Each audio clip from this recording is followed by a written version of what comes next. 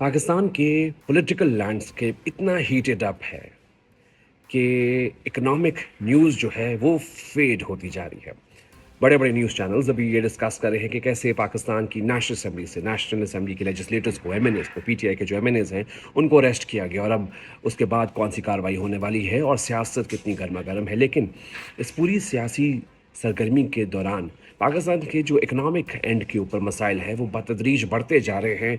याद रहे आईएमएफ पाकिस्तान को $7 बिलियन का जो लोन है उस प्रोग्राम में मुसलसल डिले का शिकार है। और क्यों?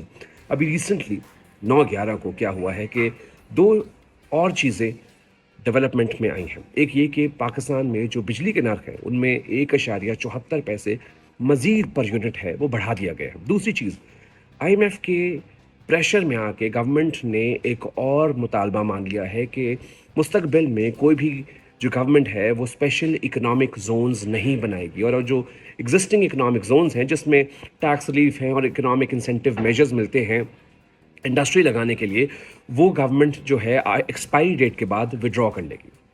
इससे होगा क्या कि पाकिस्तान के अंदर का अगर कोई ग्रोथ प्रॉस्पेक्ट्स हैं, जैसे आपको मालूम है कि जीडीपी पाकिस्तान का इकोनॉमिक जो ग्रोथ फिगर है वो ऑलरेडी नीचे है, तो मज़ीद नीचे जाएगा क्योंकि पाकिस्तान के अंदर जो इंडस्ट्रियलाइजेशन का प्रोसेस है वो नीचे जाएगा। पाकिस्तान के अंदर अगर हमने कोई इन्वेस्टमेंट अट्रैक्ट करनी है तो वो कंपेटिटिवली इतनी बुरी हो जाएगी कि वो दूसरे ममालिक में जाएगी बनस्बत पाकिस्तान आने के। तो अब आईएमएफ ने क्या किया कि आईएमएफ ने आपको $7 बिलियन के एवज़ आपकी ना सिर्फ टैक्स पॉलिसी डोमिनेट की बल्कि अब इंडस्ट्रियल पॉलिसी को भी आईएमएफ रेगुलेट कर रहा है।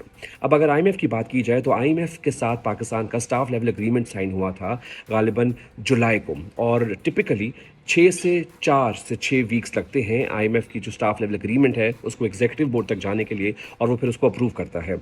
सितंबर तक एग्जीक्यूटिव बोर्ड की जो एजेंडा है उसकी लिस्ट में पाकिस्तान को शामिल नहीं किया गया। याद रहे पाकिस्तान को इस माशी फाइनेंशियल ईयर 2024-25 के अंदर तकरीबन $26 बिलियन की रीपेमेंट्स करनी है। पाकिस्तान का जो मजमूई कर्जा है वो $130 बिलियन है, जिसमें 30% चाइनीज़ होल्डिंग है। उसमें से $90 बिलियन जो है पाकिस्तान ने अगले 3 सालों में पे करना है।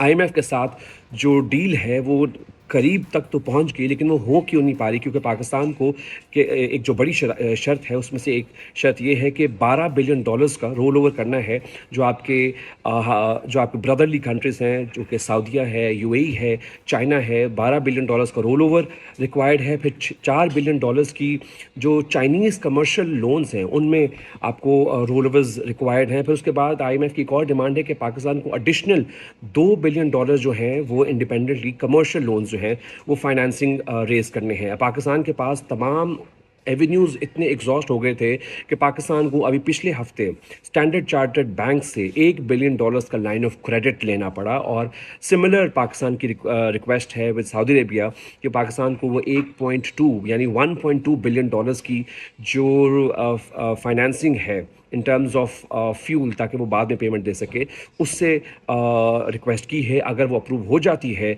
तब जाके पाकिस्तान को जो है वो लोन मिलेगा। लेकिन अभी तक रोल ओवर की जो शराइत है उस पर अमल दरामद नहीं किया गया और आपके जो बरादर मुल्क हैं सऊदी अरेबिया, यूएई और चाइना, उन्होंने आपको अभी तक कुछ भी कमिट नहीं किया। अब हो क्या रहा है कि पाकिस्तान बतदरीज टैक्सेशन बढ़ाता जा रहा है। तकरीबन 1.8 ट्रिलियन रुपयों की पाकिस्तान ने एडिशनल टैक्सेशन लगाया आईएमएफ की डिमांड्स के ऊपर। सेकंड, पाकिस्तान में जो एनर्जी प्राइसेस हैं, जो इलेक्ट्रिसिटी प्राइसेस हैं, देर अप बाय 51% सो फार।